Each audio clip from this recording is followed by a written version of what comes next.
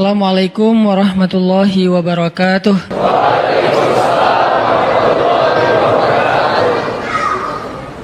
Innal hamdalillah nahmaduhu wa nasta'inuhu wa nastaghfiruh.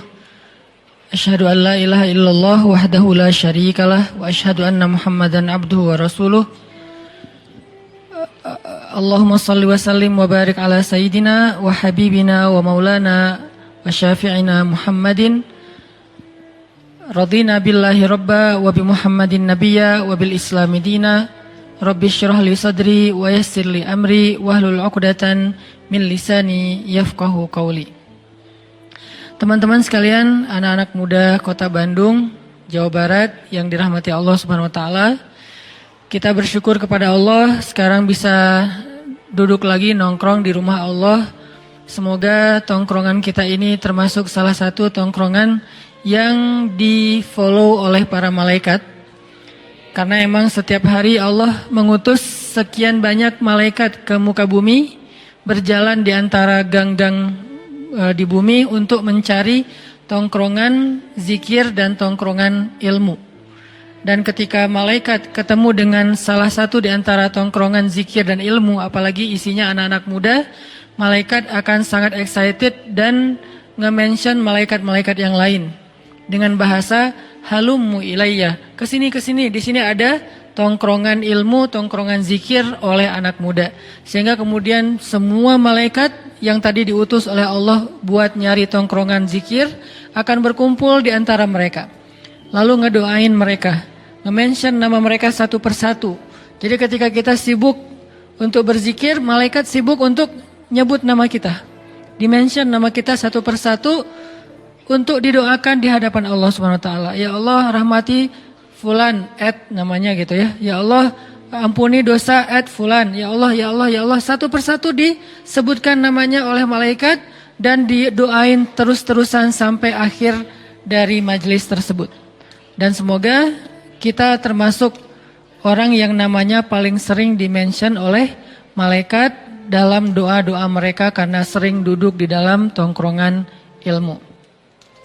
Ditambah lagi kita nongkrongnya bukan di sembarang tempat, tapi nongkrongnya di rumah Allah, tempat yang paling mulia di muka bumi. Sehingga siapa yang paling sering nongkrong di rumah Allah untuk mencari ilmu, maka dia yang paling besar harapannya untuk dimudahkan Allah nongkrong di dalam surga Allah Subhanahu wa taala.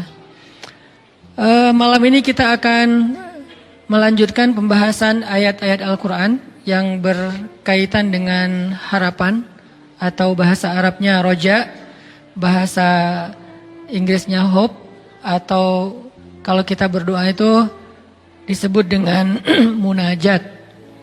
Berdoa itu disebut dengan munajat, curhat, apalagi berharap, kemudian yang paling standar itu berdoa kepada Allah. Nah, kita akan bahas tentang ini. Tapi sebelum kita membahas tentang ini, coba teman-teman buka Al-Quran, surat Al-Qasas. Kita akan coba lihat tentang pentingnya berharap kepada Allah Subhanahu wa taala dalam kisah Nabi Musa alaihissalam. Surat Al-Qasas itu surat 28, dimulai dari ayat 14. Surat Al-Qasas surat 28 dimulai dari ayat 14.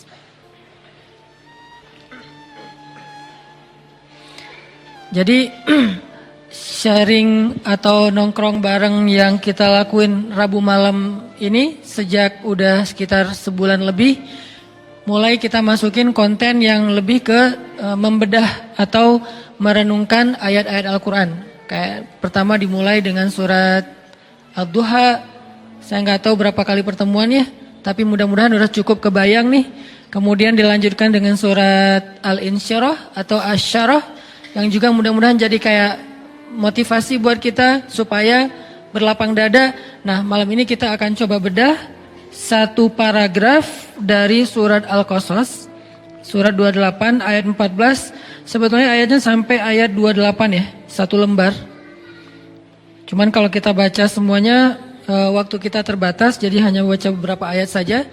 tentang berharap kepada Allah Subhanahu wa taala. Bahasa lainnya mungkin ar-raja atau munajat atau doa atau termasuk juga tawakul. Tawakul itu bahasa Indonesianya tawakal. Orang Arab nyebutnya tawakul, tapi kita nyebutnya tawakal. Kalau tawakal itu lebih ke kata kerja, tapi kalau tawakul itu udah menjadi sebuah kata sifat. Oke, kita baca dari mulai ayat berapa? 14. A'udzu billahi minasy syaithanir rajim. Silakan.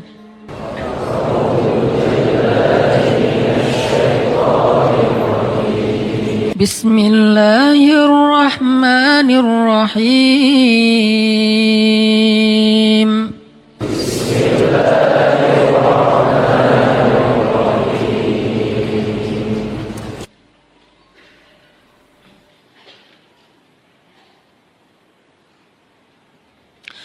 ولما بلغ أشده واستوى آتيناه حكما وعلما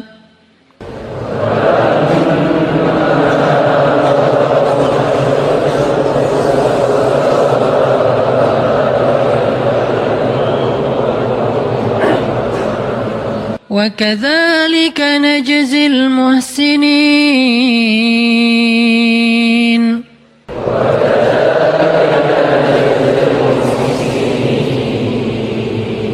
ودخل المدينة على حين غفلة من أهلها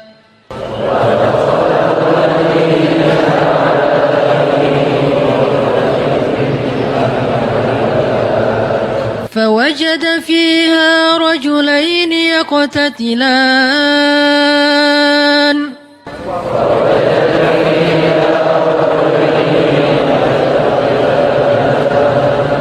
هذا من شيعته وهذا من عدوه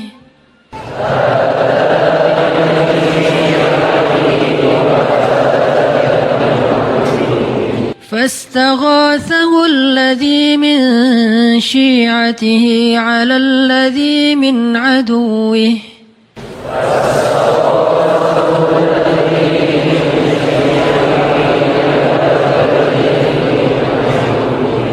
فوكزه موسى فقضى عليه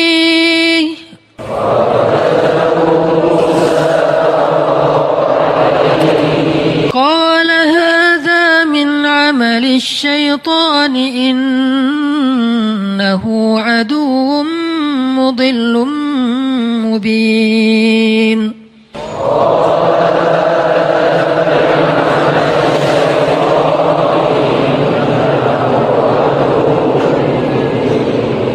قال رب إني ظلمت نفسي فاغفر لي فغفر له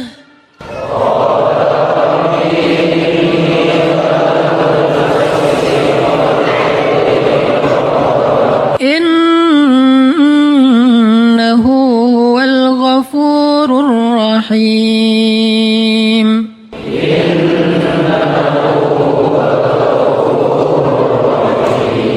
قال رب بما أنعمت علي فلن أكون ظهيرا للمجرمين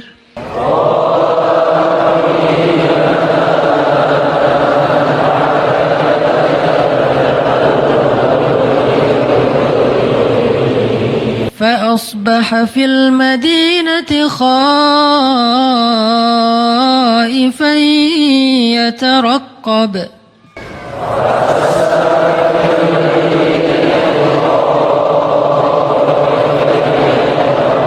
فإذا الذي استنصره بالأمس يستصرخه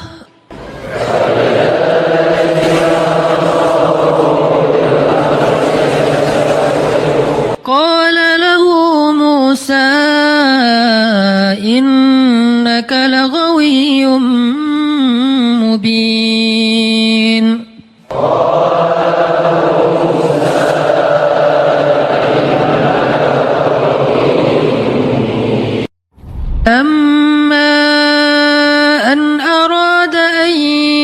فعطش بالذي هو عدو لهما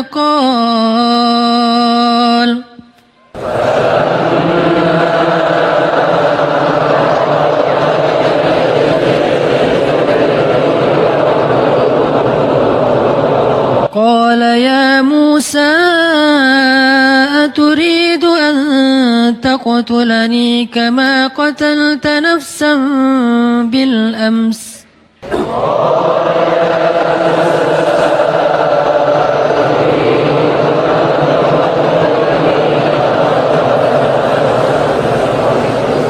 إن تريد إلا أن تكون جبارا في الأرض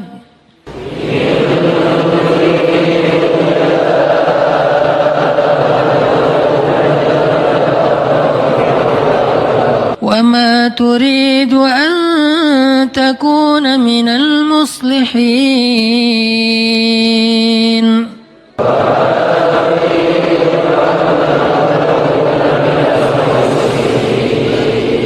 وجاء رجل من أقصى المدينة يسعى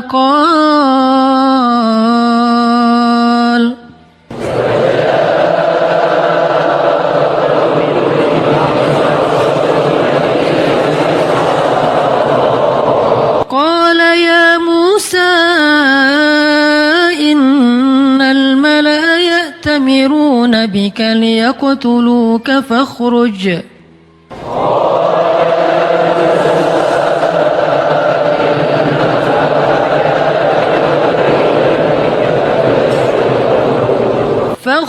إني لك من الناصحين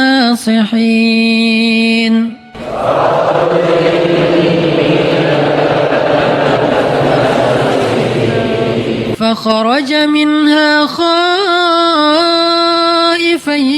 يترقب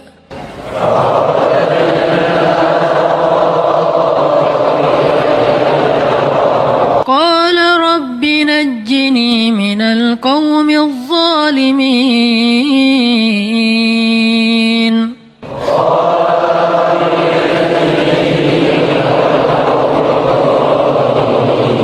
ولما توجه تلقاء مدين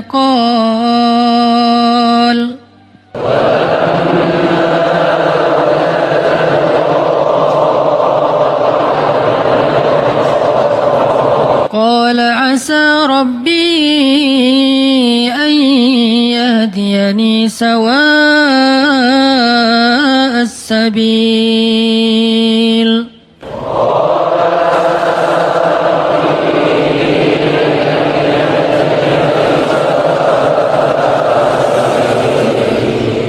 ولما ورد ماء مدين وجد عليه أمة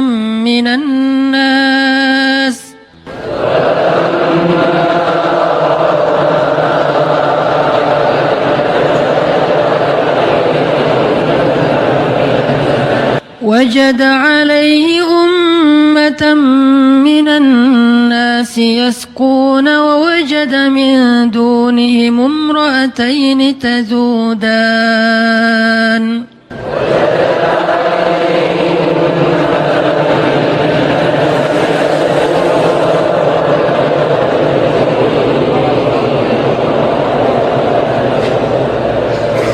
قال ما خطبكما قالتا لا نسقي حتى يصدر الرعاء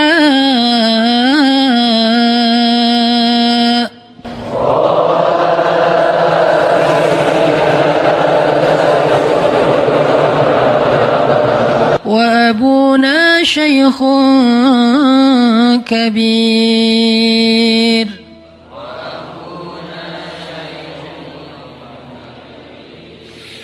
فسقى لهما ثم تولى إلى الظل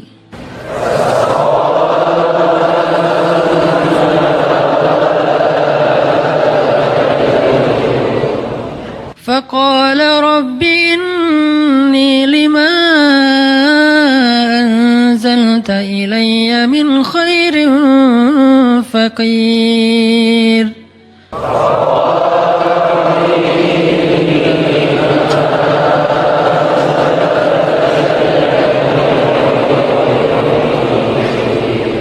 فجاءته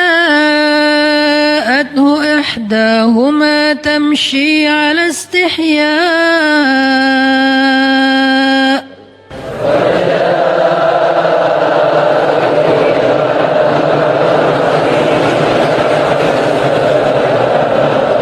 قالت إن أبي يدعوك ليجزيك أجر ما سقيت لنا.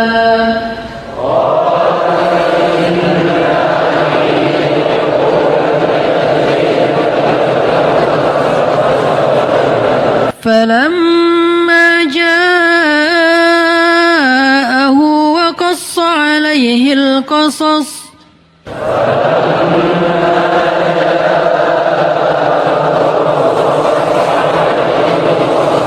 قال لا تخف نجوت من القوم الظالمين.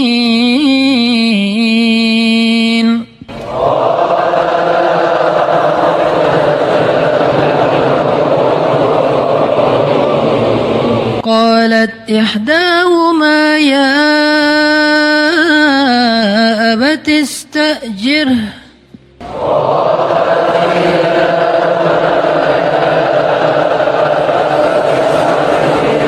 إن خير من استأجرت القوي الأمين.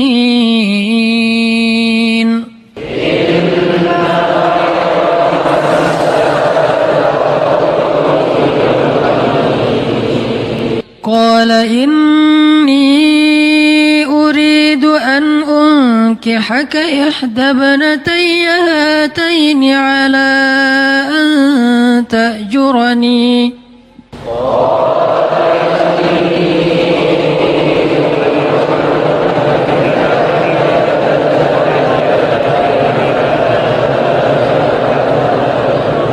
على 8 حجج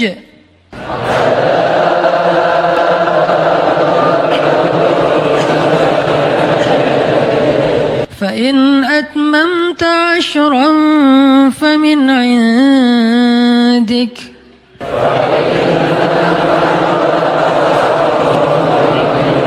وما أريد أن أشق عليك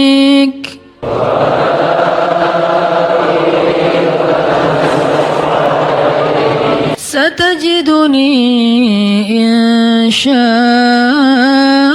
الله من الصالحين.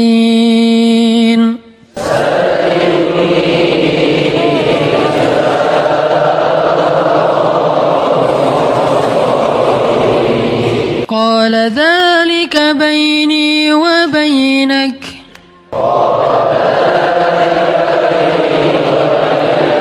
أيما الأجلين قضيت فلا عدوان علي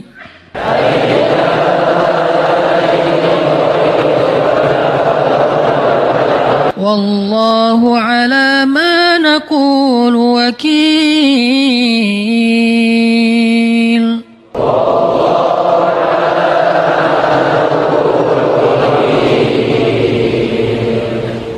Jadi selesai. Alhamdulillah. Oke, kita coba renungkan terjemahannya. Challenge-nya buat teman-teman adalah menemukan dari paragraf ini berapa kalimat Musa berdoa atau berapa kali Musa berdoa. Saya bacain dulu terjemahannya. Dan setelah dia atau Musa dewasa dan sempurna akalnya, kami anugerahkan kepadanya hikmah kenabian dan pengetahuan. Dan demikianlah kami memberi balasan kepada orang-orang yang berbuat kebaikan.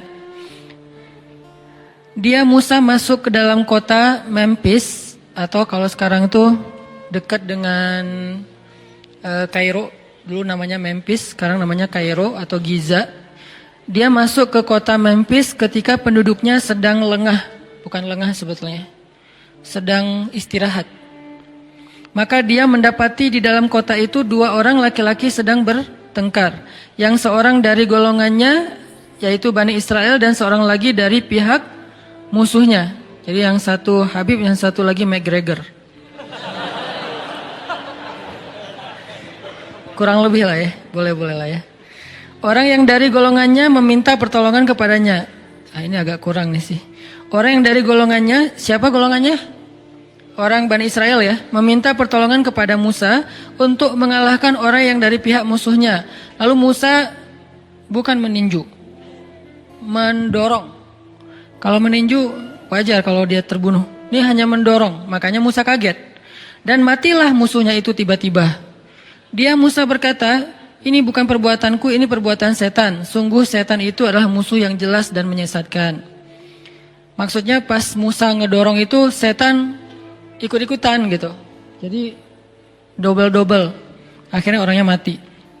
Musa berdoa, ya Tuhanku, sesungguhnya aku telah menzalimi diriku sendiri, maka ampunilah aku. Maka Allah mengampuninya, sesungguhnya Allah dialah yang maha pengampun lagi maha penyayang. Dia Musa berkata, ya Tuhanku, demi nikmat yang telah engkau anugerahkan kepadaku, maka aku tidak akan menjadi penolong bagi orang-orang yang berdosa lagi. Maksudnya, dia udah gak mau lagi nolongin orang-orang yang kayak gitu. Karena itu, dia Musa menjadi ketakutan berada di dalam kota itu sambil menunggu-nunggu akibat perbuatannya. Tiba-tiba, orang yang kemarin meminta pertolongan berteriak lagi meminta tolong kepadanya. Musa berkata kepada dia, engkau sungguh orang yang nyata-nyata tersesat. Ini terjemahannya, engkau sungguh itu bahasa kita apa? Bener ya, gitu. Kamu tuh emang orangnya aneh, ya gitu maksudnya. Bukan engkau sungguh orang yang nyata-nyata tersesat. Bener ya, kamu tuh aneh banget ya. Dari kemarin bertengkar awal gitu kan ya. Nah ini nih bahasanya kurang lebih kayak gitu. Kenapa dari kemarin kamu gelut terus sama orang lain gitu. Maka ketika dia hendak memukul dengan keras orang yang menjadi musuh mereka berdua, musuhnya berkata, Musa, apakah kamu bermaksud pengen mau membunuhku sebagaimana kemarin engkau membunuh seseorang? Engkau hanya bermaksud menjadi orang yang berbuat sewenang-wenang di negeri ini dan engkau tidak bermaksud menjadi salah seorang dari orang-orang yang mengadakan perdamaian. Dan seorang laki-laki datang bergegas dari ujung kota seraya berkata, wahai Musa, sesungguhnya para pejabat negeri sedang berunding tentang hukuman atas kasusmu membunuh mereka. Atas hukuman atasmu untuk membunuhmu. Maka keluarlah dari kota ini. Sungguh aku orang yang memberi nasihat kepadamu dengan jujur. Maka keluarlah Musa dari kota itu. Kota apa? Memphis, Kairo. Maka keluarlah Musa dari kota itu dengan rasa takut. Waspada kalau ada yang menyusul atau mencarinya, menangkapnya. Dia berdoa, ya Tuhanku, selamatkanlah aku dari orang-orang yang zalim itu. Dan ketika dia menuju ke arah negeri Madian itu sekarang Yordania, dia berdoa lagi, mudah-mudahan Tuhanku memimpin aku ke jalan yang benar. Lalu ketika dia sampai di sumber air negeri Madian atau Yordania, dia menjumpai di sana sekumpulan orang yang sedang memberi minuman ternak mereka. Dan dia juga melihat di belakang orang banyak itu 2 perempuan yang sedang menambat ternak mereka atau mengantri. Dia Musa bertanya, apa maksudmu dengan berbuat begitu? Bukan, apa masalah kalian? Gitu maksudnya. Kedua perempuan itu menjawab, kami tidak dapat memberi minuman ternak sebelum penggembala-penggembala lelaki itu memulangkan ternak mereka. Sedangkan ayah kami adalah seorang laki-laki tua yang sudah lanjut usia. Maka Musa pun memberi minuman ternak kedua perempuan itu. Kemudian dia kembali ke tempat yang teduh lalu berdoa, ya Tuhanku, sesungguhnya aku sangat memerlukan sesuatu kebaikan makanan yang engkau anugerahkan kepadaku. Kemudian datanglah kepada Musa salah seorang dari kedua perempuan tadi berjalan dalam keadaan malu-malu. Dia berkata, ayahku ingin mengundangmu ke rumah dan memberi balasan sebagai imbalan atas kebaikanmu memberi minuman ternak kami tadi. Kemudian Musa pun mendatangi ayahnya dan dia menceritakan kepadanya kisah tentang dirinya. Laki-laki tersebut berkata, janganlah engkau takut, sekarang engkau telah selamat dari orang-orang yang berbuat zalim itu. Dan salah seorang dari kedua perempuan itu berkata kepada ayah mereka, wahai ayah, jadikanlah dia sebagai pekerja di rumah kita. Sesungguhnya orang yang paling baik yang engkau ambil sebagai pekerja adalah orang yang kuat dan dapat dipercaya. Tiba-tiba ayahnya berkata kepada Musa, "Sesungguhnya aku bermaksud ingin menikahkan engkau dengan salah seorang dari kedua putriku, dengan ketentuan bahwa engkau bekerja kepadaku selama 8 tahun. Dan jika engkau sempurnakan 10 tahun, maka itu adalah tambahan darimu, tambahan kebaikan. Dan aku tidak ingin memberatkan engkau. Insya Allah engkau akan mendapatiku termasuk orang yang menepati janji." Musa menjawab, "Itu adalah perjanjian antara aku dengan engkau. Yang mana saja dari kedua waktu yang ditentukan itu telah aku sempurnakan, maka tidak ada lagi tambahan tuntutan atas diriku. Dan Allah menjadi saksi atas apa yang kita ucapkan." Inilah terjemahan dari paragraf tadi. Insya Allah nanti kita bedah, kita bahas setelah selesai sholat isya. Barakallah. Malam ini kita akan coba bedah kisah Nabi Musa alaihissalam di episode, sebutlah episode kedua, masa Nabi Musa usia remaja. Oke teman-teman, bismillahirrahmanirrahim. Kita lanjutkan pembahasan surat yang tadi kita baca. Tadinya pengen baca cuman setengah, tapi keenakan karena emang sifat dari Al-Quran itu kan sebetulnya kalau kata Utsman bin Affan, kalau hati kalian, bukan nggak enak juga nerjemahinnya. Kalau bahasa aslinya tuh kalau hati kalian bersih, maka kalian tidak akan pernah merasa bosan terhadap Al-Quran. Kalau saya sih bukan karena hati bersih, karena pengen bersihin hati. Jadi merasa kayak butuh baca lebih banyak, dan salah satu surat yang buat saya sih paling favorit itu selalu surat-surat atau ayat-ayat tentang kisah ya. Jadi kalau baca ayat kisah tuh rasanya kayak nonton film. Apalagi kisah para anbiya. Kebayang langsung imajinasi kolosalnya, imajinasi adegan-adegan dramatisnya. Itu langsung kayak nonton film, terus kayak ngenikmati banget alur-alurnya. Nah ini termasuk surat ataupun kisah tentang Nabi Musa alaihissalam. Teman-teman kalau perhatiin kisah Nabi Musa di Al-Quran itu agak acak memang. Kayak misalnya kisah pertama tentang Nabi Musa di Al-Quran itu surat apa? Al-Baqarah. Karena di Al-Baqarah itu kan langsung masuk cerita Bani Israel ya. Setelah cerita tentang Nabi Adam, langsung Musa Bani Israel dengan Bani Israelnya. Nah, justru di Al-Baqarah itu kisah kisah Musa lebih ke episode ke berapa? Udah bukan di awal-awal itu. Episode ketika Musa udah keluar dari Mesir. Justru cerita di Al-Baqarah itu ketika Musa sudah keluar dari Mesir. Kalau yang di awal-awal justru di Al-Qasas. Al-Qasas yang awalnya Musa kecil. Musa baru lahir, dihanyutkan ke Sungai Nil. Kemudian nanti episode keduanya yang tadi kita baca, Musa remaja. Dengan kasus, salah satu klimaksnya di episode itu adalah Musa, apa? Klimaksnya? Musa menikah. Itu klimaksnya. Dan itu penting ya. Jadi di episode kedua itu klimaksnya Musa menikah. Kalau episode pertama klimaksnya Musa dihanyutkan ke Sungai Nil. Kalau yang kedua klimaksnya Musa menikah. Nanti ketiga ada di surat Toha. Ketika Musa udah nikah dan pengen balik ke Mesir ya. Terus di tengah jalan dapat wahyu untuk berdakwah kepada Firaun. Allah tunjukin beberapa bukti kekuasaan Allah. Klimaksnya adalah ketemu Firaun. Nanti balik lagi ke Al-Qasas dan Toha sama tuh mengisahkan episode tentang ketika Musa mendakwahi Firaun. Lalu nanti sampai puncaknya adalah belah laut. Nah, episode berikutnya Musa setelah belah laut, setelah Mesir, yaitu di Palestina yang ada di surat Al-Baqarah. Dan episode berikutnya nanti ada di surat Al-Kahfi. Musa ketika udah kayak selesai semua era-era dakwah dia, sekarang mulai mencari seseorang yang laki-laki soleh, pengen belajar sesuatu yang baru lagi dari orang itu, yaitu Musa dengan adegan Khidirnya.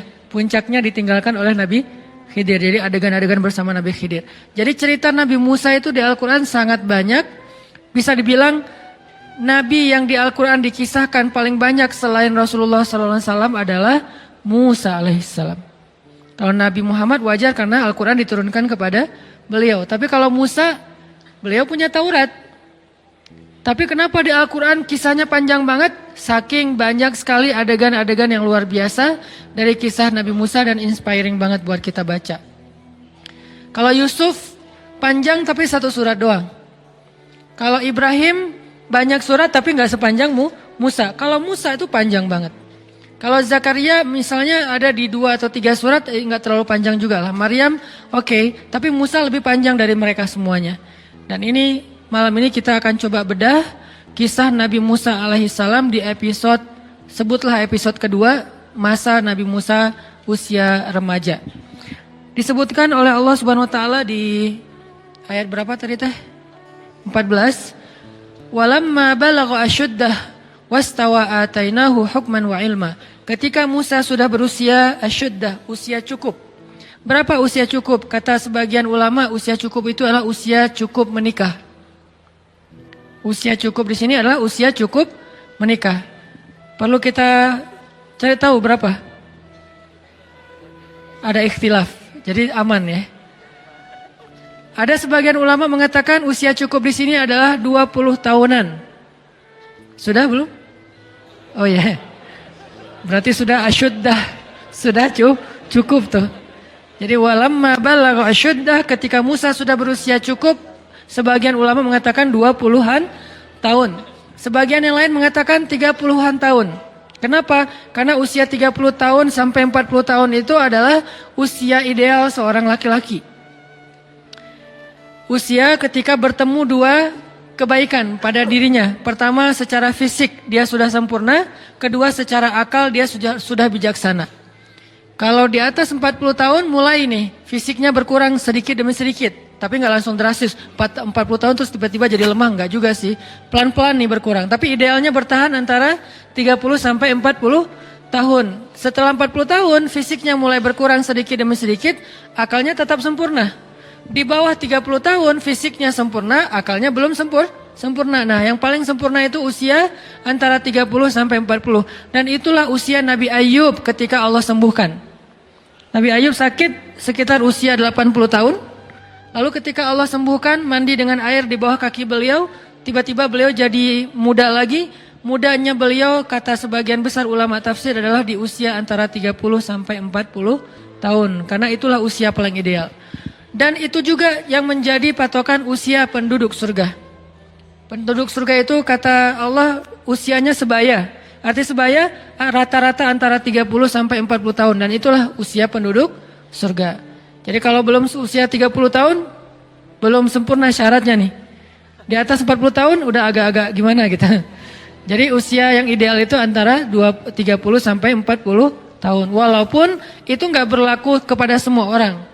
Ada orang yang usia 20 tahun, tapi dia melakukan karya-karya yang bahkan orang 40 tahun belum melakukannya. Seperti Muhammad Al-Fatih. Atau kalau para anbiya itu seperti Nabi Yusuf alaihissalam, Nabi Yahya alaihissalam, Nabi Isa alaihissalam, nabi-nabi yang keren, yang masih muda-muda tapi udah dapat ilmu. Nabi Yahya itu bukan usia remaja malah. Yahya khudil kitaba biquwwah wa atainahul hukma Sobiyya, kami berikan kepada Yahya itu hukmah. Hukmah ini adalah ilmu yang banyak ketika dia masih berusia sobiyya, masih anak-anak, seusia akbar. Seusia akbar udah jadi nabi. Udah duduk depan terus kita dengerin. Seusia akbar. Yahya, Isa juga kayak gitu.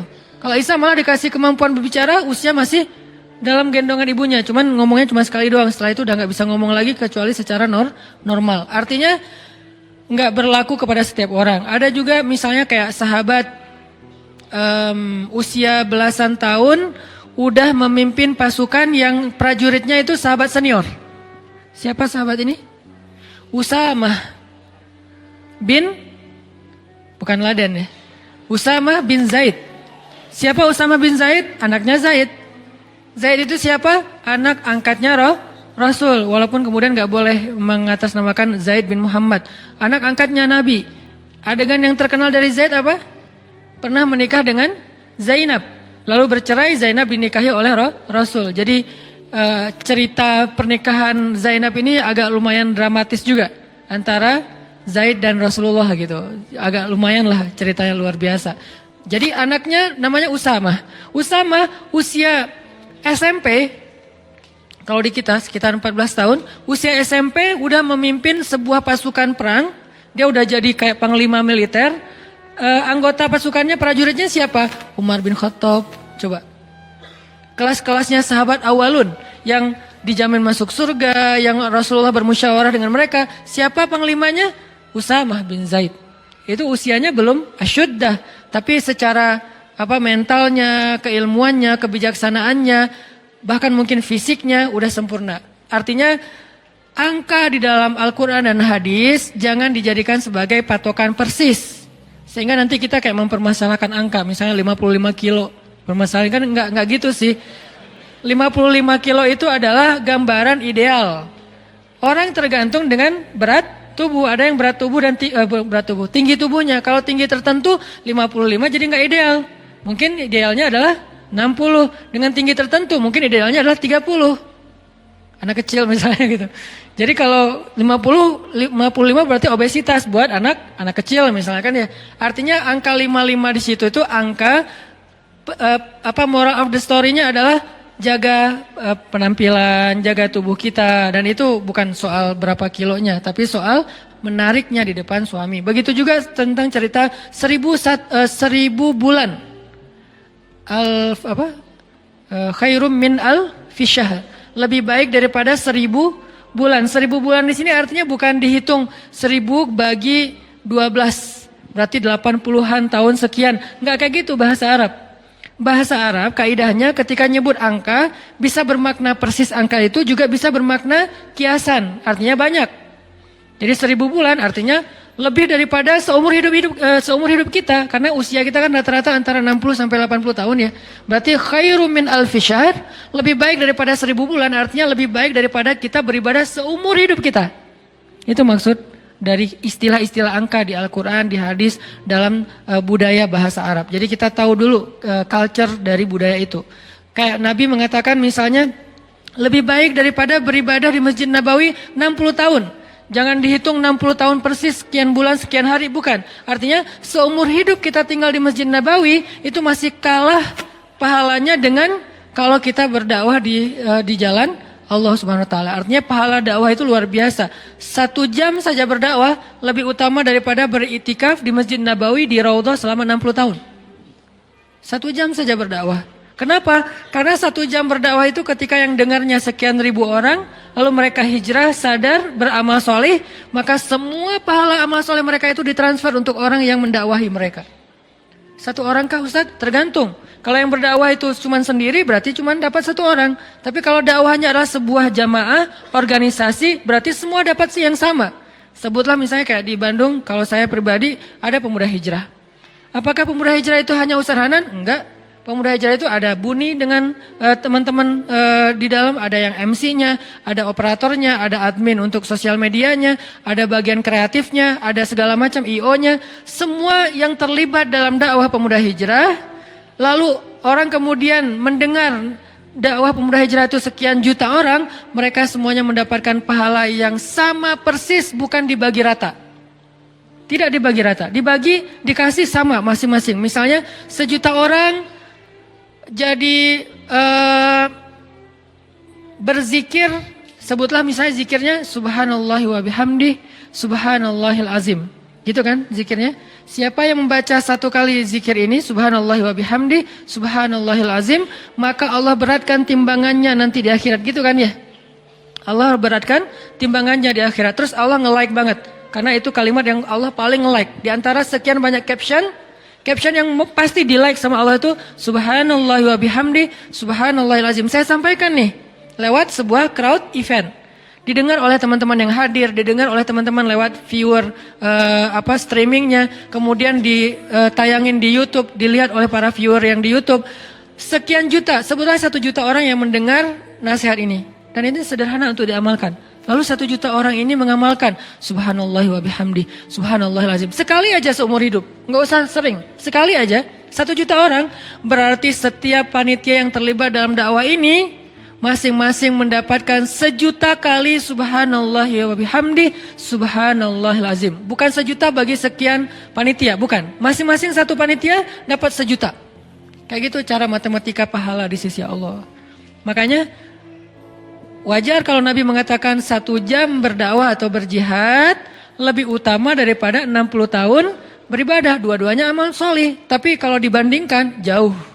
Ahli ibadah udah zikir habis-habisan, keren. Tapi kalau ada orang yang berdakwah, langsung kesalib.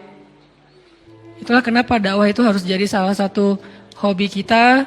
Ustadz, saya kan bukan penceramah, gak apa-apa. Karena dakwah itu bukan cuma ceramah. Dakwah itu programming. Buat saya, dakwah itu social engineering. Mengarahkan masyarakat kepada yang lebih baik, itulah dakwah. Bisa dengan cara ceramah, bisa dengan programming, bisa dengan konsep, bisa dengan fasilitas, bisa dengan apapun yang kita miliki. Teman-teman punya potensi apa? Sekedar network.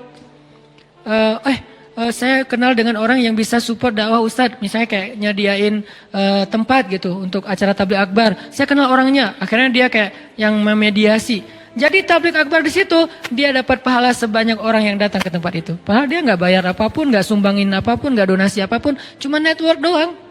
Yang lain misalnya bentuknya repost di sosial media, dia nge-repost. Alhamdulillah nih bagus nih boosternya, di-repost sama dia.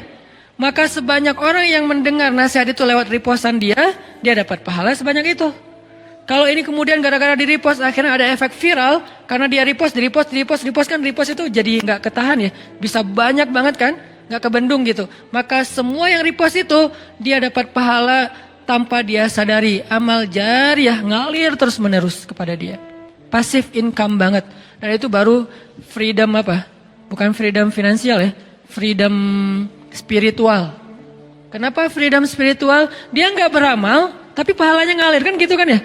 Salah satu tujuan yang paling puncak dari orang mencari uang itu buat supaya dia bisa jalan, bisa main, bisa traveling, bisa ngapa-ngapain, tapi uangnya ngalir terus kan, itu udah berarti udah freedom ya, udah berhasil, udah kayak bebas gitu, udah merdeka. Harusnya spiritual juga kayak gitu. Kita sehari-hari orang lihat, dia mah biasa aja amalnya. Jangan menjudge. Kita nggak tahu amal orang lain. Allah yang lebih tahu.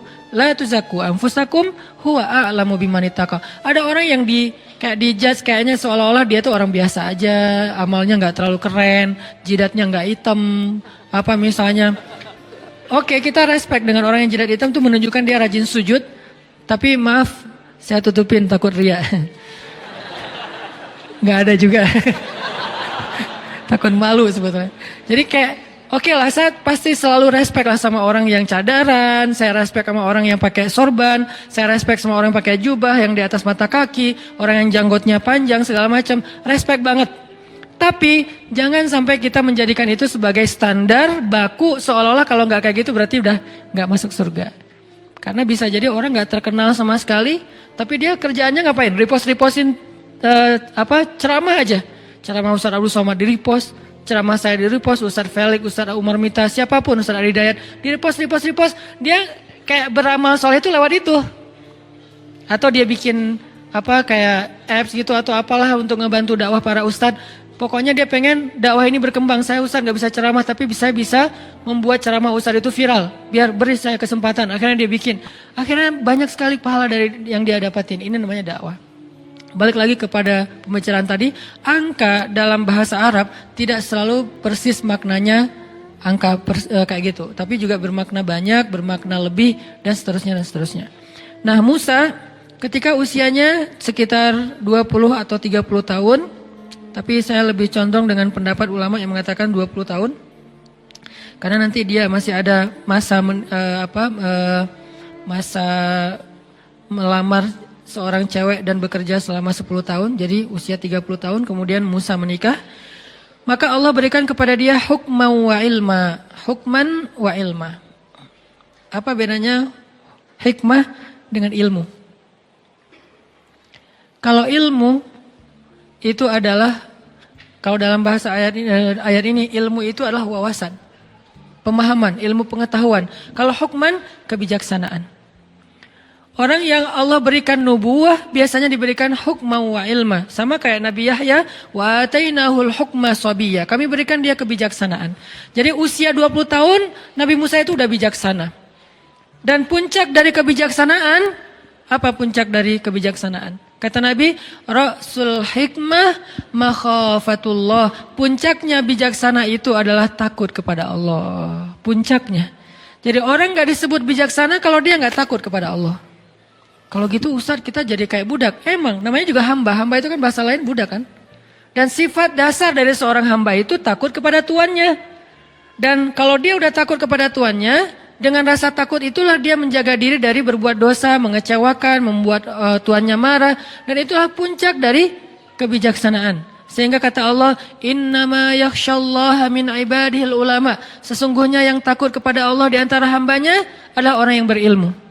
Jadi bisa dibilang, ciri orang yang berilmu takut kepada Allah. Bukan banyak wawasan, bukan banyak teori, bukan panjang narasinya, bukan bagus dalam penulisan captionnya, tapi dia takut kepada Allah. Ketika dia mau bikin dosa, takut kepada Allah. Ketika dia mau nyakitin orang lain, takut kepada Allah. Ketika dia mau bohong, takut kepada Allah. Ketika dia mau curang, takut kepada Allah. Bisa jadi dia wawasannya gak terlalu banyak, tapi ilmunya sampai kepada puncak hikmah. Tanya sama diri kita masing-masing. Apakah yang kita pelajari setiap Rabu malam atau di taklim-taklim yang lain udah bikin kita takut sama Allah belum?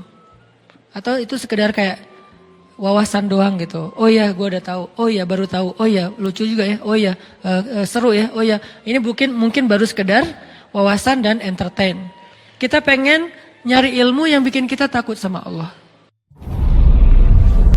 Allah anugerahkan dalam diri kita, sebagiannya adalah ujian. Halu'a, jazu'a, manu'a, ajula, dha'ifa. Ini kan sifat-sifat manusia yang harus diberesin. Terus ngeberesinnya pakai apa? Tanya sama diri kita masing-masing. Apakah yang kita pelajari setiap Rabu malam atau di taklim-taklim yang lain udah bikin kita takut sama Allah belum? Atau itu sekedar kayak wawasan doang gitu. Oh ya, gue udah tahu. Oh ya, baru tahu. Oh ya, lucu juga ya. Oh ya, seru ya. Oh ya, ini mungkin baru sekedar wawasan dan entertain. Kita pengen nyari ilmu yang bikin kita takut sama Allah. Dan rata-rata orang-orang yang hebat dalam cerita Al-Quran semuanya takut sama Allah. Salah satunya Yusuf alaihissalam. Yusuf itu salah satu bentuk adegan dia takut sama Allah ketika dia digoda oleh seorang cewek. Ceweknya tuh cantik banget, terkenal bahkan jadi simbol kecantikan perempuan Mesir. Bukan Cleopatra, tapi istri Al-Aziz. Karena ini versi Al-Quran kan cantik banget. Saking cantiknya sampai Yusuf juga tertarik kepada dia. Karena Yusuf kan terlalu keren ya. Orang kalau terlalu keren kan punya standarnya juga agak tinggi kan. Dia nggak mau yang biasa-biasa aja gitu. Dia pengennya yang kayak gimana. Walaupun itu tetap relatif kan. Relatif menurut kita kayak biasa, menurut dia udah tinggi. Menurut kita kok carinya yang warnanya agak gelap sih. Dia justru senangnya yang gelap-gelap. Kayak misalnya kayak bule kan senangnya cowok Indonesia karena dianggap kayak etnik gitu, kayak gitu ya. Agak-agak dia kurang senang gitu yang terlalu charming, terlalu bright gitu, dia nggak terlalu suka. Dia senangnya ya agak-agak ini untuk menghibur diri saya gitu ya. Dia senangnya agak-agak gelap gitu. Walaupun saya pakai kamera ini jadi agak-agak happy sih, setiap foto kok jadi cerah ya. Ya artinya teman-teman bahwa Yusuf punya standar yang tinggi. Kalau dia sampai tertarik dengan perempuan itu, berarti itu perempuan cantik banget. Wahammad bihi wahamma biha. Ceweknya suka sama dia, dia juga suka sama cewek itu. Kayak gitu ayatnya, ham. Ham itu ada rasa gairah. Yusuf itu normal, suka sama cewek. Jadi bukan, gue malas sama dia. Kenapa? Soalnya dia cewek. Nah ini bahaya nih. Justru Yusuf itu sukanya sama, jadi normal banget, cowok yang normal. Terus gimana kok bisa kejaga? Gara-gara Allah perlihatkan sebuah tanda-tanda. Ada banyak tafsir tentang kalimat tanda-tanda ini, yang intinya adalah yang saya pengen sampaikan adalah Yusuf takut kepada Allah. Gara-gara takut kepada Allah ketahan. Kebayang gak sih rasa takutnya Yusuf berarti lebih besar daripada hawa nafsunya? Karena udah ditutup rapat pintu kamarnya, terus si ceweknya itu udah siap menyerahkan dirinya kepada Yusuf, udah ngegodain Yusuf, narik lagi tuh. Dan ceweknya itu kayak selebgram gitu. Followersnya tuh seluruh Mesir, semua cowok tuh berandai-andai sampai mimpi-mimpi, bisa nggak ya dia kayak cerai sama suaminya, nikah sama gua gitu, terus di stalking gitu, udah cerai belum kayak gitu-gitu kan ya. Kayak didoa-doain supaya mereka rumah tangganya berantakan. Yusuf nggak ngapa-ngapain, udah digoda sama ceweknya. Kita kadang-kadang untuk nggak ngebuka, udah nggak ngeklik sebuah postingan yang nggak sengaja muncul gitu, kayak gimana gitu. Aduh, kenapa tangan saya kayak, pengen banget ya diklik gitu kan. Jadi kayak gregetan gitu, kayak gatal tangannya. Itu aja kita udah kalah dengan hawa nafsu. Berarti rasa takut kita kepada Allah jauh lebih kecil daripada hawa nafsu kita terhadap hal yang sepele. Ini ujiannya sepele banget loh, cuman ngeklik doang kan sepele ya. Berarti kalau itu aja kita kalah, berarti emang rasa takut kita kepada Allah tuh hampir dibilang kayak nggak ada. Sedangkan Yusuf alaihissalam Beliau udah ada di dalam ruangan, ketutup, ceweknya cantik banget di atas rata-rata. Semua tipe cewek yang ideal tuh ada pada diri dia tuh, udah ideal banget lah pokoknya. Dan Yusuf juga normal, hamma biha, dan suka sama cewek itu, tertarik sama cewek itu, juga ingin mengekspresikan hasratnya kepada cewek itu. Tapi tiba-tiba Allah ingatkan bahwa Allah nggak suka dengan perbuatan ini. Lalu Yusuf langsung lari, ditarik dari belakang, lari sekencang mungkin, ditarik lagi. Bukan, aku udah lari ya, kamu tarik, ini bukan salah aku ya, udahlah balik. Enggak gitu sih, modus banget kan ya. Ustadz, saya sih udah menghindar, tapi dia aja yang terlalu semangat kayak agresif gitu Ustadz. Saya kan gak bisa mengecewakan orang lain, daripada saya zalim. Itu modus. Jadi benar-benar ditarik. Jadi bukti bahwa Yusuf serius lari itu sampai sobek. Dan baju Yusuf itu dari bahan kayak karung yang yang terbuat dari kayak benang goni ya. Tahu goni kan? Kain goni tahu kan ya? Yang tebal gitu kan ya? Itu sampai sobek. Kebayang nggak gimana nariknya? Wah, jadi ya usah dibayangin. Pokoknya sobek aja. Akhirnya Yusuf pas sudah sobek ada di depan pintu, dibukain pintunya, di depannya udah ada si suaminya si cewek. Itu adegan itu saya selalu skip. Nggak kebayang gitu gimana perasaan suaminya. Dan suaminya ini orangnya bijaksana banget. Masih nanya, nggak langsung gebukin. Padahal dia punya banyak pengawal, dia kan seorang penguasa kan. Bisa aja Yusuf langsung digebukin rame-rame, langsung dihilangkan dari peredaran. Enggak, dia mah nanya dulu nih ada apa, kenapa kalian kayak gini berdua di dalam kamar. Si ceweknya kan ketakutan, langsung bilang, ini nih cowok ini nih godain saya nih. Dia tutup pintunya dan dia ingin menyakiti saya. Kamu mau melepaskan orang yang kayak gini sama istri kamu? Terus datang seorang yang lain yang bijaksana, dia mengatakan, Tuhan jangan dulu menyimpulkan, coba lihat baju siapa yang sobek. Kalau baju Yusuf yang sobek di depan, berarti Yusuf memaksa cewek ini untuk melakukan perbuatan dosa. Sehingga cewek ini meronta-ronta sobek di depan. Tapi kalau Yusuf bajunya sobek di belakang, berarti Yusuf ingin lari tapi cewek ini yang narik. Coba lihat, ternyata di belakang. Cewek ini udah gak bisa menghindar. Tapi karena ini berita bisa menghebohkan jagat online, bisa viral di mana-mana dan ini membahayakan stabilitas politik negara, akhirnya emang kayak gitu pertimbangan kata ulama tafsir. Akhirnya tetap raja ini menghukum Yusuf. Di sini ada semacam kebohongan publik nih. Kenapa? Karena kalau sampai berita keluar itu adalah ceweknya yang bersalah, maka akan mempermalukan keluarga raja banget. Sehingga tetap Yusuf yang dihukum. Propaganda lah ya. Yusuf dihukum walaupun dia nggak salah. Dan rajanya udah respect sama Yusuf. Nanti sehingga ketika ada masalah nanya juga ke Yusuf. Intinya apa teman-teman? Rasa takut Yusuf kepada Allah itu luar biasa. Sampai ke tingkat kayak gitu masih bisa nahan. Kalau nggak ada perasaan apa-apa nahan, ya itu nggak ada ujiannya. Jadi ketika kita normal, Ustadz normal kan? Ustadz tertarik sama lawan jenis? Ya, Yusuf juga normal. Ustadz manusiawi kan saya marah? Ya, tapi Nabi Musa juga manusiawi. Nabi Musa juga bisa marah. Ustadz normal kan kalau kita sakit hati? Ya, Nabi Ayub juga bisa sakit hati ketika beliau ditinggalkan gara-gara beliau sakit. Normal kan Ustadz kalau kita misalnya kayak nyerah aja udah capek? Ya, Nabi Yunus juga pernah kayak gitu dan ditegur oleh Allah. Jadi hal-hal yang normal manusiawi ini bukan berarti kita boleh melakukannya. Yang normal dan manusiawi pada diri kita sebagiannya adalah ujian, bukan boleh melakukan. Ini kan anugerah dari Allah. Tuhan yang menciptakan saya gini loh, Ustaz, saya nggak pernah minta.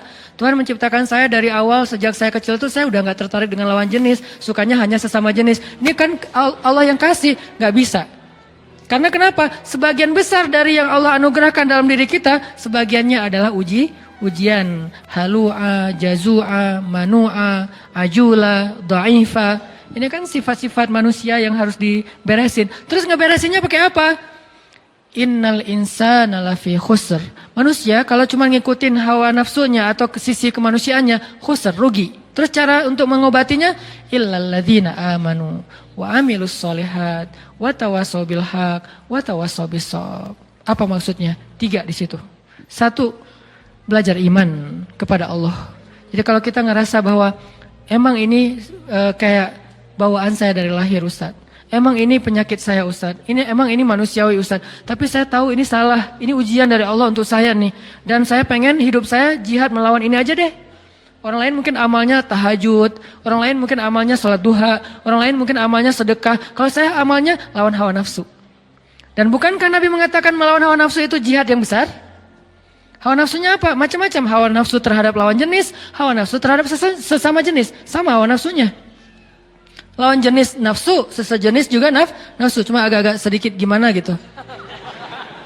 Tapi sama-sama hawa, sama-sama rasa yang gairah itu bahasa Arab, gairah dalam diri kita. Nah inilah jihad kita, cara melawannya gimana Ustaz? Illalladzina amanu, belajar iman, belajar yakin sama Allah, belajar lebih dekat sama Allah, belajar lebih mengenal Allah, satu. Kedua, wa amilus solihat, sibukkan diri kita dengan hal-hal yang positif. Ke masjid, taklim, belajar ngafal Quran, belajar ini, belajar itu. Yang positif-positif lah, membantu orang lain. Yang buat kita tersibukkan dengan hal-hal yang produktif, bermanfaat, positif gitu. Atau bahkan mungkin semangat untuk mencari, bikin usaha, bisnis yang penting positif, produktif. Dua. Ketiga, watawasaw bil haq, watawasaw bisabr. Apa maksud dari kalimat ini? Lingkungan. Maksud dari watawasaw bil haq, karena kalimatnya saling, berarti lingkungan. Cari lingkungan yang bisa jaga kita, yang bisa menasihati kita, yang bisa mengingatkan kita ketika kita salah. Cari lingkungan itu. Jangan cari lingkungan yang justru membiarkan kita, bahkan menyemangati kita dalam berbuat dosa, bahkan mendorong kita, bahkan menjerumuskan kita. Jangan itu lingkungannya, karena itu nggak akan bisa selamat dari khusr, dari kerugian. Watawasaw bil haq, watawasaw bisabr, artinya cari lingkungan yang bisa membuat kita lebih termotivasi dalam kebaikan-kebaikan. Al-mar'u ala dini khalili. Seseorang tergantung siapa temannya. Itu berlaku dalam spiritual, berlaku dalam bisnis. Seorang motivator bisnis mengatakan, kalau Anda ingin menjadi orang sukses, coba perhatikan 5 orang yang paling dekat dengan Anda. Sukses belum? Kalau 5 orang yang paling dekat dengan Anda bukan orang sukses, berarti Anda nggak akan bisa sukses. Terus perhatikan berapa pendapatan mereka dalam sebulan. Kali 5 bagi 5. Rata-rata, maka segitulah pendapatan Anda. Itu kata seorang motivator bisnis. Artinya tetap dalam motivasi bisnis saja, teman itu sangat mempengaruhi diri kita, kesuksesan kita. Kalau kita pengen sukses di kampus, berteman dengan 5 orang yang sukses di kampus. Pengen sukses dalam pernikahan, berteman dengan orang yang 5 nikah muda. Insya Allah nikah muda. Kalau 5-5-nya sama-sama Jovisa, ya wajar lah kita sampai sekarang masih. Teman lo siapa? Itu yang lagi ngahulang di pojok situ. Kenapa? Habis diputusin. Oh ya. Yang kedua, gak bisa move on. Yang ketiga, stalkingin mantan. Yang keempat, jadi 5 temannya semuanya belum bisa move on dari masa lalu gitu. Dan nasibnya sama, diputusin. Gak ada yang nyambung gitu ya. Berarti ya wajar. Perhatikan siapa teman kita. Intermezzo doang. Intinya adalah, tapi serius ya. Intinya adalah dalam amal soleh juga kayak gitu teman-teman. Karena saya kundayan, saya nahnu du'at walaysa qudat, kami adalah dai bukan hakim. Jadi saya tidak menjawab pertanyaan itu dari sisi fatwa. Ustaz Abdul Somad sudah menjawabnya dari sisi fatwa tentang masalah LGBT dan segala macam. Itu bagiannya Ustaz Abdul Somad. Allahu alam, beliau lebih mengerti ilmu daripada saya. Saya dai, maka saya ngasih solusi. Solusinya apa? Tadi, belajar iman, belajar amal soleh, cari lingkungan. Karena kenapa? Kita sangat terpengaruh oleh lingkungan. Jadi Nabi Yusuf juga normal, sangat normal. Istrinya Nabi Lut normal. Kalau nggak normal nggak nikah sama Nabi Lut dong. Kan normal kan, berarti istrinya Nabi Lut, bukan istrinya cewek mana gitu. Enggak kan ya? Jadi dia nikah dengan laki-laki, berarti normal dong istri Nabi Lut. Terus masalahnya apa? Dia kayak mendukung orang yang punya ujian. Saya nggak nyebut dengan bahasa lain, saya lebih suka menyebutnya dengan ujian. Karena semua kita diuji, ada yang diuji dengan sifat kikir. Ustadz, saya tuh insya Allah kalau tahajud rajin. Kalau duha, alhamdulillah. Tapi kalau sedekah kenapa ya? Agak-agak berhitung gitu Ustadz. Kayak susah banget mau ngetik angkanya gitu Ustadz. Kalau bisa 0 semua gitu. 0-nya sih banyak, tapi gak ada angka 1-nya kan sama aja ya. 0 semua. Kayak susah banget mau ngasih. Ada orang kayak gitu teman-teman. Ada yang kebalikan. Ustadz, saya tuh emang Kalau insya Allah kalau sedekah saya jor-joran gitu. Tapi kalau disuruh puasa sunnah kayak berat banget Ustadz. Boleh nggak Ustadz puasa Ramadan saya pakai qadha aja, saya pakai fidyah aja. Nggak apa-apa, fikih fidyahnya berapa Ustadz? Sekian genggam beras. Saya kasih 1 ton deh. Nggak bisa. Jadi ada orang yang diuji dengan sifat kikir, ada yang diuji dengan sifat males, ada yang diuji dengan sifat baperan, suka cemburu yang berlebihan, suka curiga yang berlebihan dengan pasangannya. Kita setiap hari harus live Sherlock ya. Lo kemana aja gitu kan ketahuan gitu kan ya. Kayak super duper gitu kan. Terlalu posesif misalnya. Itu kan ujian ya. Ujian kalau laki-laki mungkin diuji dengan temperamen. Itu kan masalah dia yang dia harus coba beresin. Ustadz, saya itu orangnya suka memberi. Saya orangnya alhamdulillah tahajud. Saya tuh alhamdulillah tilawah. Tapi di jalan gak bisa nahan diri untuk marah. Klakson panjang, terus buka kaca marah-marah keluar, terus langsung nyegat orang di jalan, terus dilabrakin, kalau perlu dipecahin kacanya, dan segala macam lah kayak gitu-gitu. Saya juga pernah kayak gitu, soalnya konyol. Udah gitu saya taubat nasuha deh. Kenapa? Melototin orang pasti buka, Ustadz, gak jadi, pergi aja. Udah melototin gak jadi gitu kan, malu banget ya. Nah, jadi akhirnya taubat, gak mau lagi kayak gitu, sesekali sih masih. Artinya teman-teman, itu kan ujian masing-masing orang. Termasuk ada orang yang ujiannya apa? Gak bisa jaga mata. Gak bisa jaga mata. Susah banget gitu. Yang lain dia bisa zikir, astagfirullah, astagfirullah, astagfirullah, subhanallah, subhanallah, subhanallah, subhanallah, subhanallah. Jadi dia tuh kayak lidahnya tuh gampang berzikir, tapi matanya tuh susah nunduk gitu. Ngelihatnya ke atas aja. Kalau di TSB. Kalau di dalam mall, ke bawah aja di lantai 2. Jadi kayak ujian dia adalah mata. Ada ujian orang yang lisan, nggak bisa nahan diri dari membicarakan orang lain. Kalau ada teman pasti, lo tahu nggak? Mulai itu. Lo mau dengar gosip yang terbaru nggak? Ini update banget nih. Mulai lagi. Jadi ujian dia di sini. Ada ujian di sini, di perut. Ada juga yang kalau bahasa Nabi itu di antara perut dengan lutut. Ujiannya adalah hawa nafsunya. Semua orang dikasih ujian oleh Allah untuk dia survive dengan ujian itu. Dan mungkin itulah jalan dia ke surga. Termasuk orang yang tadi ujiannya suka kepada sesama jenis, itu ujian dia. Saya nggak mau menjudge dengan istilah penyakit atau apa, itu bagian ustadz yang lain. Buat saya itu ujian buat teman-teman yang punya masalah ini. Coba kita beresin. Bukan dia doang yang punya ujian, kita juga punya, cuman beda. Kalau ujian yang lain misalnya kayak ujiannya tuh susah untuk ngelupain kesalahan orang. Ujiannya tuh susah untuk ngobatin sakit hati. Ujiannya itu kayak susah khusyuk dalam sholat. Asal udah sholat, asal udah takbir, banyak ide. Allahu Akbar. Oh iya benar tuh. Jadi asal udah takbir dapat banyak ide gitu. Jadi kayak kalau dia udah mentok, buat sholat pura-pura. Bisa pas itu dapat ide gitu. Pas pura-pura gak keluar ide. Oh harus beneran ternyata, wudhu beneran, Allahu Akbar. Tuh kan dapat ide beneran ya.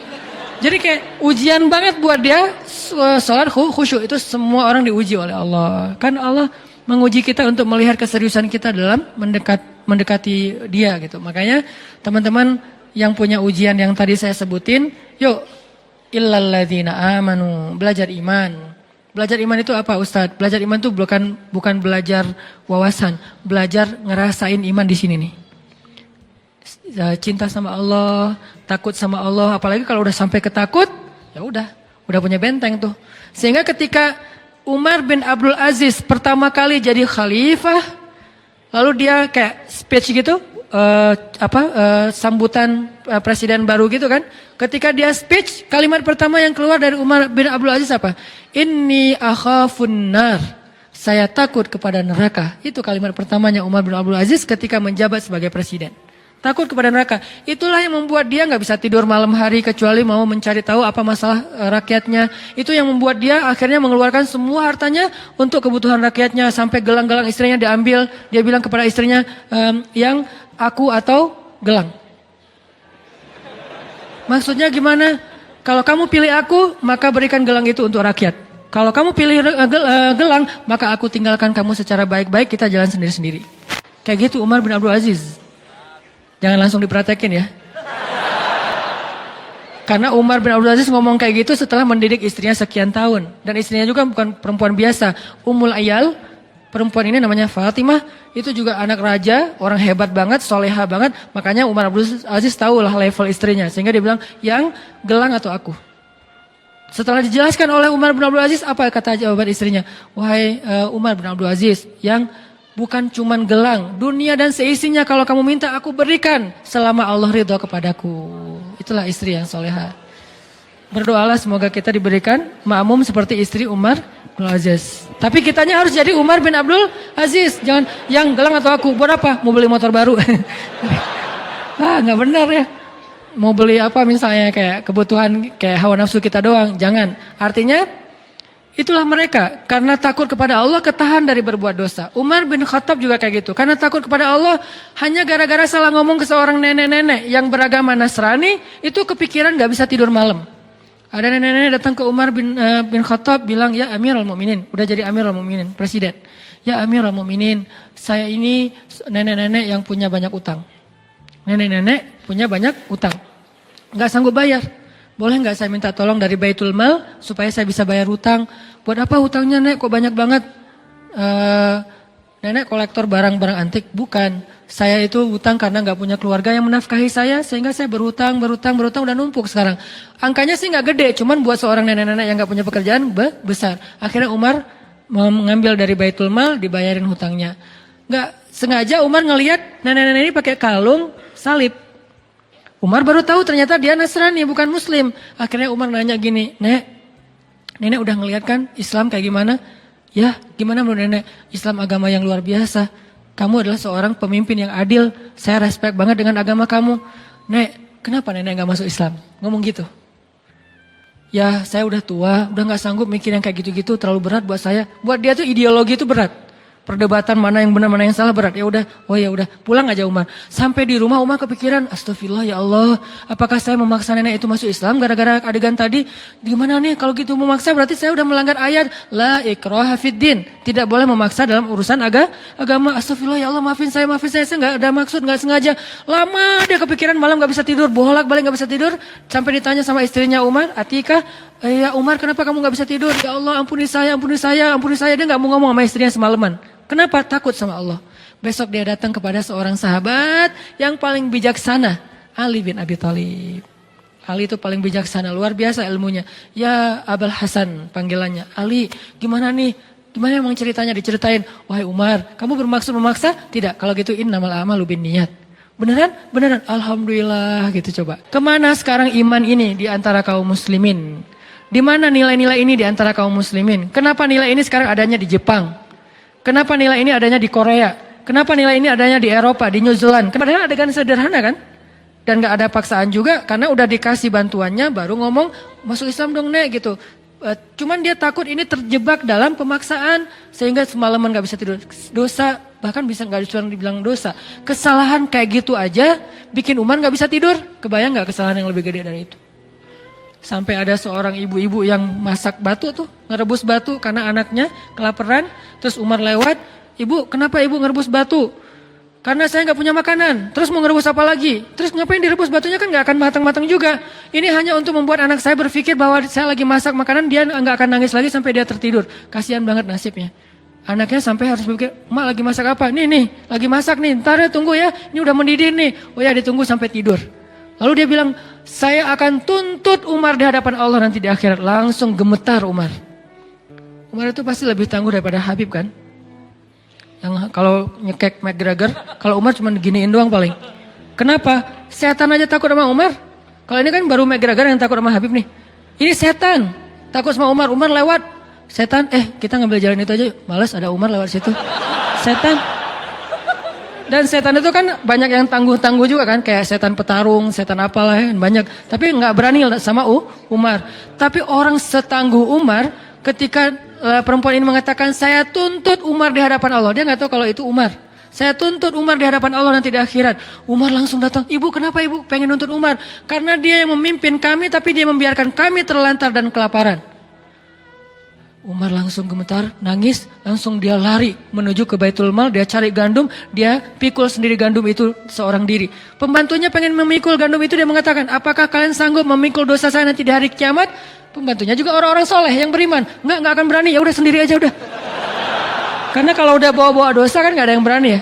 Ini hidup bersama orang-orang soleh itu kayak gini teman-teman. Jadi satu negara, satu masa, semuanya soleh. Jadi semua yang kita dengar itu adalah tentang Allah, Rasul, akhirat, surga, neraka. Jadi kayak indah gitu hidupnya teh. Nah, akhirnya Umar memikul sendiri, langsung bukan cuma mikul taruh, Bu udah ya, udah gak ada lagi urusan dengan Umar ya, enggak. Langsung ibu ganti batunya buang aja, masukin terus diaduk sama Umar sampai jadi roti, disuapin kepada anak kecil yang tadi udah kelaparan banget. Sampai udah beres, baru Umar pergi. Setelah Umar pergi, pembantunya mengatakan, Bu ibu tahu gak siapa orang tadi? Siapa? Dialah Amirul Mukminin Umar bin Khattab. Ibu itu tersenyum dan mengatakan, ya Allah saya cabut tuntutan kepada Umar bin Khattab di akhirat. Gak jadi dituntut. Lalu pembantu ini memberitahu kepada Umar udah dicabut tuntutannya. Alhamdulillah, sujud syukur Umar. Ini modal takut.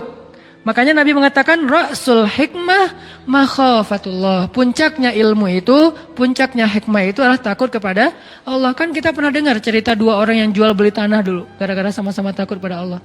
Yang satu jual tanah, yang satu beli. Udah selesai jual beli tanah, transaksi udah beres. Yang beli tanah itu, tanah kebun gitu, nyangkul-nyangkul. Nemu emas di dalam tanah kebun yang baru dia beli. Langsung dia cari saudaranya yang tadi jualin tanah ke dia. Bro gitu, akhi, saya dapat emas dari kebun kamu. Oh alhamdulillah itu kalau gitu. Enggak, justru innalillah. Coba, innalillah kenapa? Ini kan harta kamu, jadi saya nggak mau ngambil ini saya balikin ke kamu. Enggak, ini bukan harta saya, kan saya udah jual tanahnya. Tapi kan kamu jual tanah, bukan jual emas.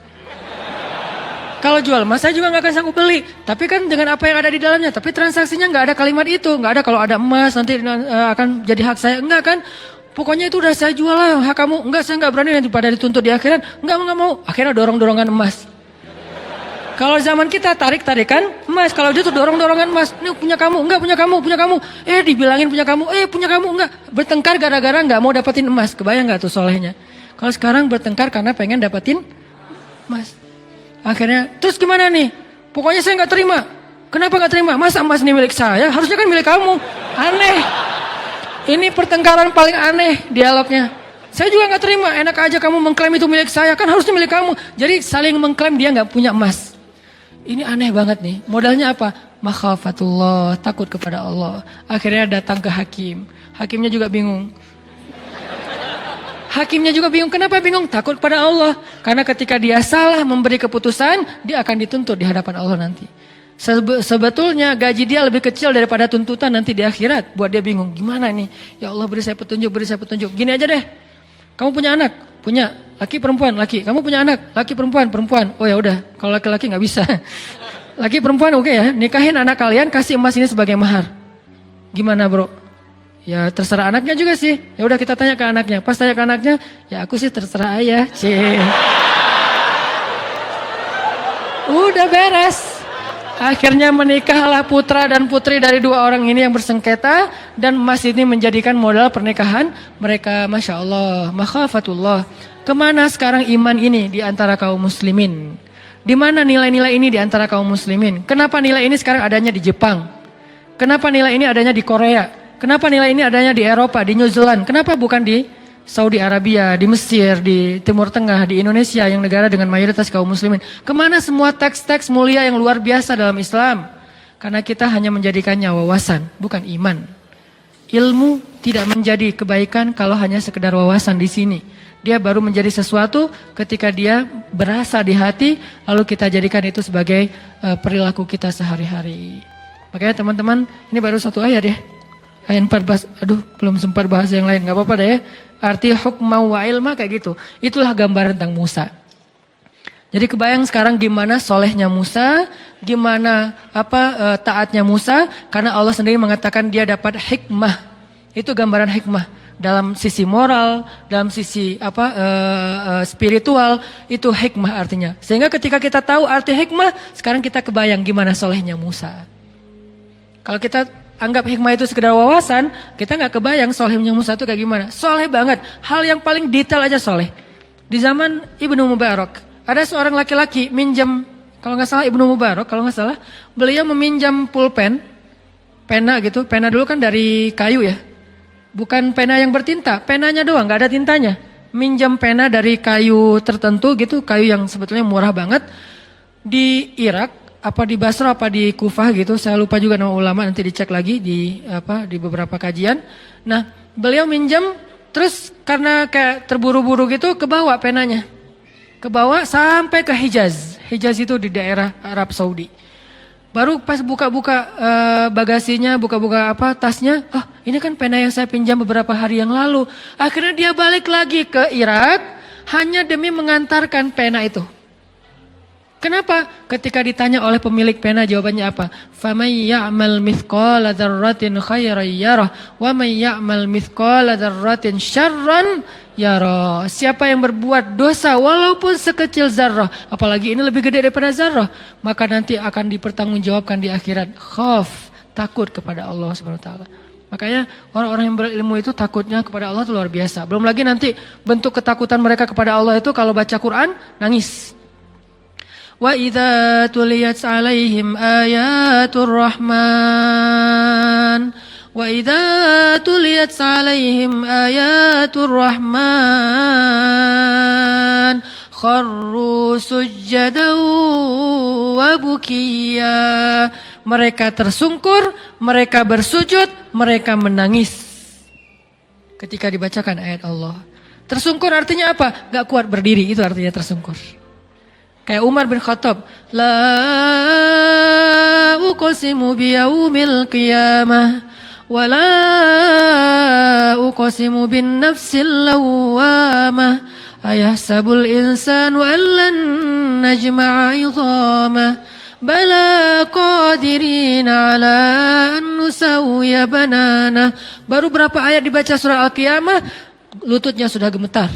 Udah gak kuat menopang lagi tubuhnya sehingga tersungkur jatuh. Umar jatuh bukan karena kekuatan musuh, tapi jatuh karena kekuatan iman. Musuh gak ada yang bisa menjatuhkan Umar. Musuh gak ada yang bisa membuat Umar terduduk. Musuh tidak ada yang bisa membuat Umar terbaring, tersungkur. Gak ada musuh yang bisa membuat Umar tersungkur kecuali iman yang membuat dia tersungkur dengan sendirinya. Kenapa? Iman Umar bentuknya khauf kepada Allah, takut kepada Allah. Sehingga ketika baca ayat ini tersungkur. Khalid bin Walid. Siapa yang gak kenal dengan nama besar ini? Khalid bin Walid sampai mengatakan, Nabi bilang apa? Hampir tidak ada perempuan yang bisa melahirkan anak seperti Khalid. Hampir tidak ada perempuan yang bisa melahirkan anak seperti Khalid. Saking kerennya Khalid, jadi susah perempuan bisa ngelahirin anak sekualitas Khalid. Fisiknya, fatonah itu briliannya dalam urusan strategi militer. Dan belum pernah dia duel kalah, itu belum pernah. Dan di tangannya udah belasan pedang patah dalam duel-duel kayak gladiator gitu. Itu Khalid banget. Dan dia saking hebatnya Khalid, kalau teman-teman mau tahu sehebat apa Khalid, lihat pasukannya. Karena pasukan yang hebat gak mau dipimpin oleh pemimpin yang biasa. Pasukannya itu Musanna, Sa'ad bin Abi Waqqas, Ikrimah. Banyak nama-nama besar dari pasukannya. Saya banyak baca nama tokoh-tokoh hebat dalam Islam. Pasukannya, 1000 pasukannya, satu orang saja bisa mengalahkan 1000 musuh. Satu laki-laki yang sebanding dengan 1000 musuh.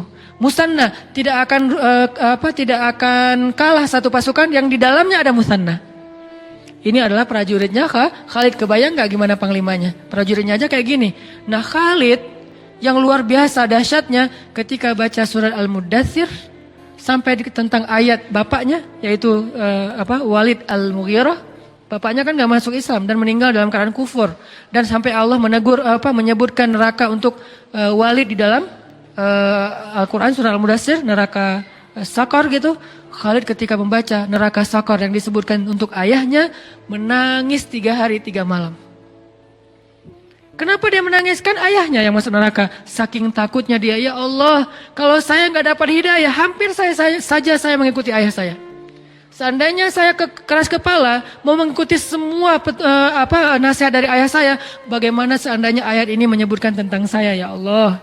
Saking takut dan bahagianya campur aduk, dia menangis 3 hari 3 malam. Karena dia kebayang, dia hampir seperti ayahnya. Karena di antara anak-anaknya Walid, Khalid itu kesayangan ayahnya. Sebagaimana Umar kesayangan juga ayahnya. Ini tokoh-tokoh yang kesayangan ayah mereka masing-masing nih. Karena kesayangan ayahnya, dia apet banget sama ayahnya. Kemana ayahnya pergi, dia pergi. Apa yang ayahnya bicarakan, dia bicarakan. Apa yang ayahnya anggap benar, dia anggap benar. Gak pernah berselisih dengan ayahnya kecuali tentang Islam. Gak pernah berselisih dengan ayahnya kecuali tentang Islam. Itu juga setelah ayahnya meninggal baru dia berselisih. Kebayang kalau ayahnya masih hidup, kemudian mereka meninggalnya bareng, ayahnya dengan Khalid dalam keadaan kufur. Itulah yang membuat Khalid campur aduk antara bahagia dengan takut dengan kalimat sakor tadi itu. 3 hari menangis. Nangis 3 hari, nggak ada hari tanpa menangis. Kenapa nggak diterusin urusan nangisnya? Karena setelah 3 hari dia dikasih tugas militer, udah nggak sempat mikirin nangis, sekarang mikirin ekspansi dakwah. Artinya Khalid ini orang-orang yang takut kepada Allah. Belum lagi nanti nama-nama yang lain. Ketika mereka membaca ayat, membaca hadis atau apa, jangankan mereka, malaikat aja, Jibril menangis di depan Nabi. Ketemu Nabi matanya bengkak. Ketemu Nabi matanya merah. Nabi nanya, "Mabik ya Jibril, malham." Jibril, kenapa kamu? Ada masalah apa? Kenapa kamu sedih wahai Jibril? Apa kata Jibril? Ya Rasulullah, setiap kali saya mengingat penciptaan neraka, saya nggak bisa berhenti menangis. Ini namanya hikmah. Kebayang nggak Musanya gimana? Kalau Allah mengatakan Musa itu sudah dapat hikmah, berarti seperti itulah gambaran kesolehan Musa di usia masih 20-an tahun. Jadi teman-teman, saya sangat yakin sebagian besar nabi, bisa dibilang 95% lebih dari para nabi itu, semuanya anak muda. Semuanya cerita anak muda, bukan cerita orang tua. Kita mungkin lebih kenal dengan cerita Nabi Ibrahim ketika udah dewasa. Tapi kita tahukah Nabi Ibrahim ketika dimasukkan ke dalam api itu anak muda? Ketika beliau menghancurkan berhala itu anak muda? Ketika kemudian beliau hijrah dari Irak ke Palestina itu anak muda? Belum lagi kisah nanti nabi-nabi yang lain termasuk Ayub alaihissalam juga anak muda. Mereka semua adalah nabi-nabi muda. Sehingga ketika kita bicara tentang iman, kita bicara tentang hamasah, semangat, kita bicara tentang ketaatan, itu bukan bicara tentang orang tua sebetulnya, bicara tentang anak muda. Karena semua itu adanya pada anak muda. Maka kalau kita cinta kepada Musa, kalau kita ngefans sama Musa, belajarlah dari Musa di ayat 14, usia 20 udah punya hikmah, dan salah satu di antara hikmah takut kepada Allah Subhanahu wa taala. Justru di usia itu kalau kita nggak takut kepada Allah, potensi kita berbuat dosa lebih besar daripada orang tua.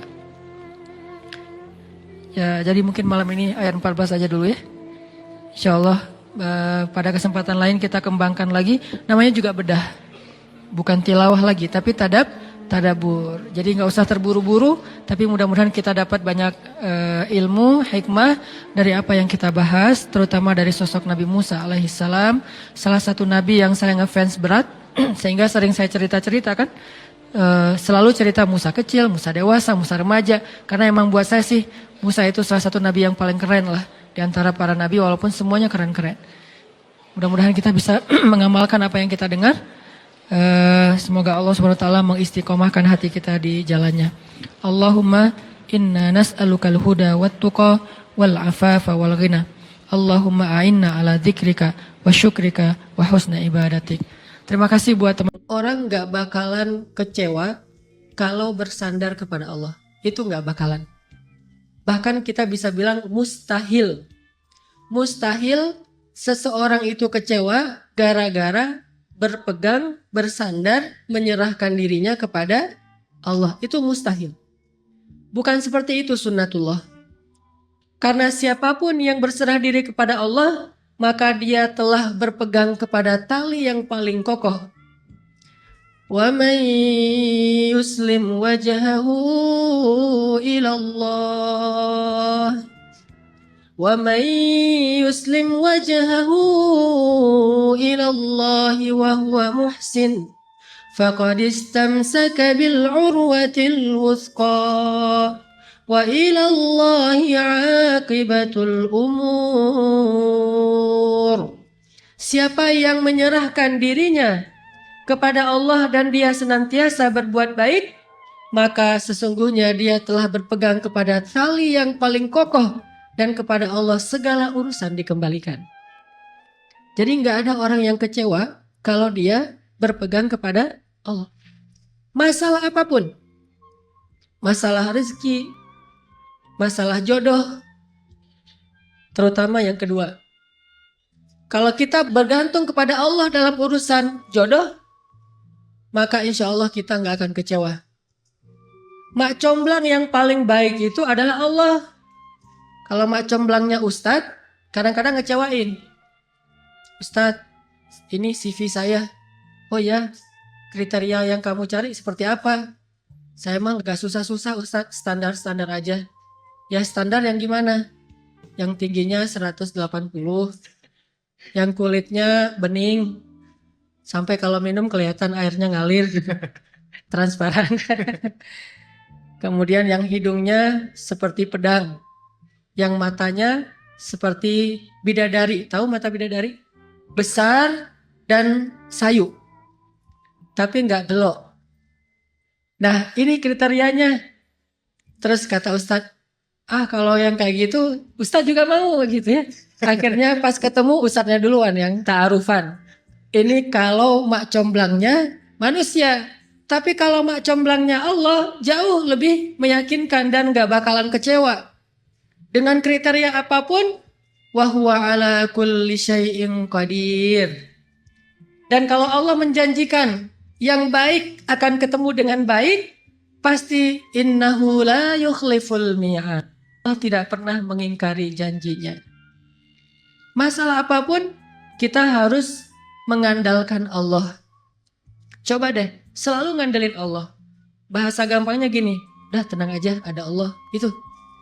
Dan kalau kita sudah melibatkan Allah, la yudayya'akallahu idzan. Itu pasti Allah nggak bakalan ngecewain kamu. Kalau udah ngandelin Allah, ini gimana nih? Udah tenang aja ada Allah. Allah tidak akan mengecewakan. Salah satu kalimat udah tenang aja ada Allah adalah la tahzan innallaha ma'ana. Kalau kita ada teman lagi galau gitu, terus kita bilang, la tahzan innallaha ma'ana. Kalau bahasa kita, woles bro, tenang aja ada Allah. Santai bro, karena ada Allah. Itu bahasa Arabnya la tahzan innallaha ma'ana. Andalin Allah dalam masalah kita. Ada masalah apapun, serahin aja sama Allah.